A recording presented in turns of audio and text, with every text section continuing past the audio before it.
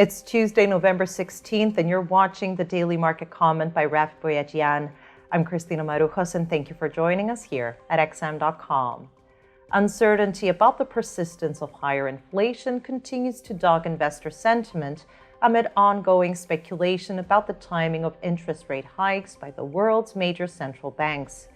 A stronger than expected jump at the New York Fed's manufacturing gauge on Monday was the latest data point to highlight long-lasting supply disruptions and rising costs, giving Treasury yields a nudge up.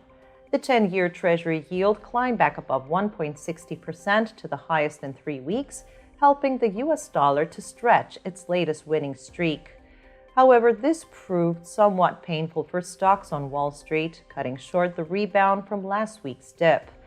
The S&P 500 ended the session flat, and E-mini futures were marginally lower at the start of European trading. Equity markets look a bit adrift on Tuesday, but there should be some direction later from the latest retail sales numbers out of the United States. Overall, the mood is slightly risk-on, helped by easing tensions between Washington and Beijing. The much-anticipated virtual meeting between President Biden and Xi Jinping ended late on Monday, without much to show for other than the pledge for more cooperation, which was enough to lift the Chinese yuan to 5.5-month highs. Nevertheless, stocks are struggling to maintain the recent strong upward momentum, and they may not be able to do so until there is more clarity on the monetary policy front. The policy paths of central banks are also in the spotlight, spurring some volatility in the currency markets.